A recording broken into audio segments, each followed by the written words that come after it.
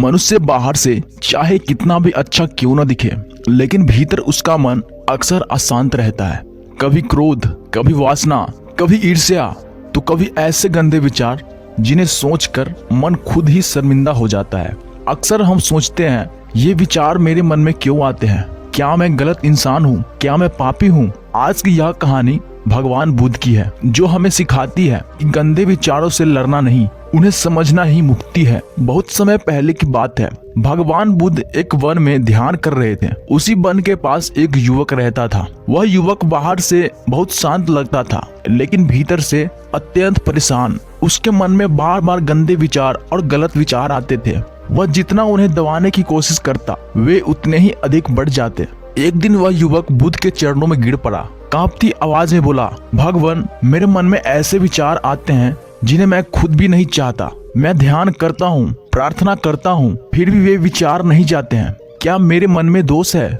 बुद्ध ने उसकी ओर बहुत करुणा से देखा। उन्हें कहा, वत्स, पहले यह बताओ, जब कोई व्यक्ति तुम्हें गाली दे तो क्या वह गाली तुम्हारी हो जाती है? युवक बोला, नहीं भगवान, जब तक मैं स्वीकार न करूं। बुद्ध मुस्कुराए। उन्होंने कहा, ठीक वैसे ही विचार भी तभी तुम्हारे होते हैं जब तुम उन्हें स्वीकार कर लेते हो। फिर बुद्ध ने उसे एक तालाब की ओर ले गए। तालाब का पानी एकदम साफ था। बुद्ध बोले, अब इस पानी में पत्थर फेंको। युवक ने पत्थर फेंका। पानी में लहरें उठ गई, कीचड़ ऊपर आ गया। बुद्ध बोले, क्या पानी गंदा हो गया? युवक बोला, नहीं भगवान, कीचड़ तो पहले से ही नीचे था। बुद्ध ने कहा, मन भी ऐसा ही है। गंदे विचार बाहर से नहीं आते, वे भीतर छिपी वासनाओं से उठते हैं। लेकिन याद रखो, लहरें उठना पानी का स्वभाव है, पर लहरें में बह जाना पानी की मजबूरी नहीं। युवक चुप हो गया। बुद्ध ने आगे कहा, सबसे बड़ी भूल यह है कि तुम गंदे विचार आने पर खुद से घृणा करने लगते हो। वत्स, सूरज के सामने भी कभी कभी बादल आ जाते हैं, लेकिन सूरज गंदा नहीं हो जाता। युवक ने बोला, लेकिन भगवान, ये विचार बार बार आते ही क्यों है?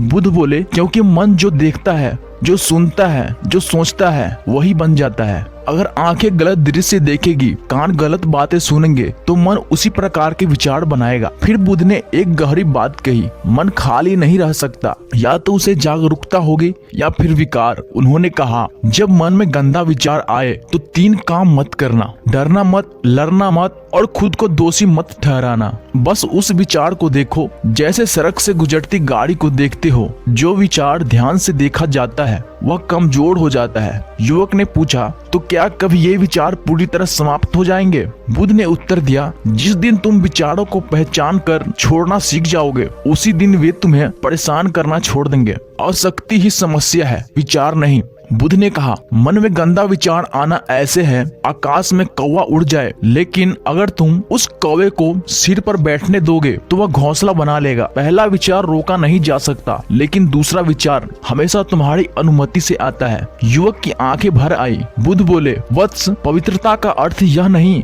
कि मन में गलत विचार न आए। पवित्रता का अर्थ है गलत विचार आने पर उन्हें कर्म में बदलना। जो व्यक्ति अपने मन को देखना सीख जाता है, वह धीरे धीरे अपने मन से ऊपर उठ जाता है। उस दिन युवक ने बुद्ध के चरणों में सिर झुका दिया। उसने समझ लिया, मैं अपने विचार नहीं हूँ, मैं विचारों का साक्षी हूँ, और साक्षी बनने से ही शांति मिलती है। अगर आज आपके मन में भी गंदे या गलत विचार आते हैं, तो याद रखिए, आप बुरे नहीं, आप जागरूक हो रहे हैं। विचार को पहचानिए, उन्हें भोजन मत दीजिए और शांति से छोड़ दीजिए, क्योंकि बुद्ध कहते हैं, जिसने मन को समझ लिया उसी ने